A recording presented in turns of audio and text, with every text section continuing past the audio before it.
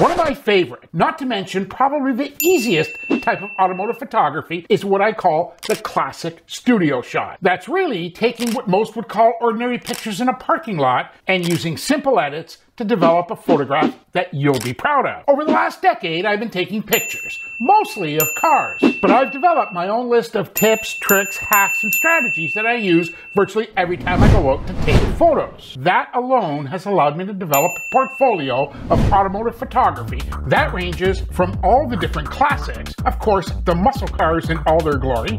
I love the Cadillacs, especially the big boats, and of course the Corvettes are always great. And then there's the Bentleys, the Rolls-Royces, the McLarens too, and then just about every other car in between. Today, I'll show you the setup that I use, all the camera settings I use, how I pick the pictures we're going to edit that'll give you a poster or photograph that you'll be proud of. And none of this has anything to do with using the latest camera or the newest lens or any other of those useless gadgets and trinkets that everyone wants you to buy and you'll probably never use. So let's quit talking about it and go out and take some pictures. We'll take my 2018 300M. Hey, if we're going to take pictures of this car, we better run it through the wash real quick. Come on, jump in. Let's go for a quick ride.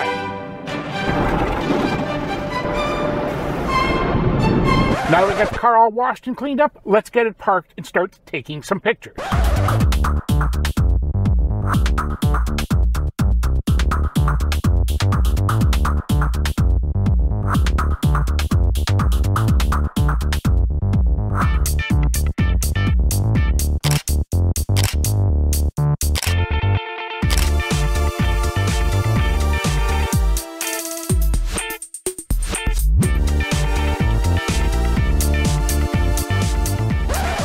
Okay, so now we got the pictures we need. It's time to get back to the office and go ahead and start editing. Hey, I almost forgot to tell you one thing. Head down below in the description of this video and I'm going to add a link that'll give you all the raw files of the images that we just shot. There's no sign up. You don't have to give me an email address. Just grab the files and that way you'll be able to follow along and do all the same edits using the same files you're going to see me do here in just a minute. So if you want, you can go ahead and pause this video right now. Okay, you grab those downloads, it's time to get to work and start generating our studio shot. Hey, I'm up here in a corner. Glad to see you here. I'm going to screencast my Lightroom and then take these photos into Photoshop and show you all the edits and everything. So right now, I hope you've downloaded the pictures. There's only 3 images that I saved. I want to draw your attention to this photos. We're all taken at 1/5 of a second. Remember, I was on a tripod, so that's not a big issue. f5.6. I want to show you something as you compare. I'm just going to do a quick comparison, and you'll notice here, image 1698 is a little brighter than 1699, so there are no exposure changes, but they're 2 images side by side. There's a noticeable difference in the brightness. This happened strictly because of using the polarizer. So now getting back to the actual photographs and what I look for, there's a couple of things here. You may call me a little psycho on this, but you'll notice here on the tail end, we're getting some reflections of the trees, obviously in the background. Obviously, there's a reflection here of the photographer. Nonetheless, we have a good, clean photo. And one last thing I'll draw your attention to, I don't want to get picky here, but we've got a couple of issues on this image. If we're going to use it as a studio shot, don't want to have these issues of the reflections of the trees. Additionally, we've got an issue here. So when I'm actually looking at the picture, I'm looking at some of the details, like the highlights on the roof line, the highlights on this trim line. We've got highlights over the fender wells, and also there's a couple of ridge lines here that become an important part of this image if we're going to do this properly. So the second image, obviously a little darker, but we still have some of these reflection issues that we have to deal with. And the third image, much like the first one, but close a little darker here. And one thing I want to draw to your attention is the detail around the window. The last thing that I do is any minor adjustments. Typically, it is things in with respect to highlights, shadows, whites and blacks. I do very little here as far as the texture and clarity, a little bit of vibrance and saturation. So the other thing that I look for in an image is the issue of this rear lights or anything in red. If I reset this back to 0, you can see that I lose some of that in the image, but when I bring the luminance down to like a minus 49, 50, somewhere in that range, the red comes out a little better. And I look at the details on marker lights and things like that, just to be sure that we're getting the most color out of it. After doing the adjustments on the first image, I highlight the 3 images that are going to be exported or brought into Photoshop, and I just hit the sync button. All the settings and adjustments from the first image, and transfers them across all 3 of them. At that point, I just right-click and edit in, not in Photoshop, but open as layers in Photoshop. Hey, I got a quick question. If I've been able to show you something or help you with some part of your photography, would it be a bad idea to reach down and hit that like button? Thank you. I really do appreciate it. And that's important because it tells me that you like this type of content. And if you really want to make my day, go ahead and hit that subscribe button and ring the bell icon. That way you'll know every time I upload new information. So let's get back to the video. And there you have it. I've opened all 3 of those images in Photoshop, but we're still going to take all 3 of these images, go to Edit, and Auto Align Layers. Just use the default here of Auto and go ahead and click OK. And that'll correct anything in the pictures where there's been any moves in the tripod. Okay, so just so that we're all on the same page, you can see there's been a couple of changes in this. I actually finished this edit, and I'm going to show you step by step everything that I've done. One of the things that I did on this is we had to fix these reflections. So we'll start here with the rear fender. You should see here, and this is nothing but using a layer and actually painting in, and of course then use a filter, and I will add noise. That second layer here is a repair of this area. The third adjustment was done here was what I've called the door reflection, and again, on and off. The last correction in this folder is front fender highlights, I called it, and I'll flip that on and off so you can see it. All I did was use the pen tool to highlight this area, use colors from the vehicle to paint in, and then add the noise filter. That was also on the same layer with these reflections here. The next adjustment that was done was the side windows. Now, if you'll recall, I mentioned earlier the way the highlights of the trim around the windows showed up in this image, and I selected that as part of this because it was important to me to add that detail into the image. So the edit here was nothing more than taking that selection and using a brush, again picking a color from the vehicle and adding a bit of a highlight to this with the lighter on the bottom and the darker on top. The next edit I'm going to show you is something that is color highlight fixes, and if you pay attention to the hood of the vehicle and the highlight here on the spoiler, and if I turn these on, you should see there's a minor difference in the shade. If we look at the trunk lid or the spoiler here, I've added what I call a color fix, and if you take notice here, this layer is at 10% opacity. If I go ahead and raise that to 100% opacity, obviously this looks very fake and looks like somebody's done something. Again, all that I've done here is use the pen tool to draw this shape and paint it in with using the color selected from the vehicle, and just set this opacity down. I was at 10%. You can see that it doesn't make a huge difference. It's just that minor touch. The same thing has been applied on the trunk lid, where again, the color fill, or I call it a color fix, that is at 9%.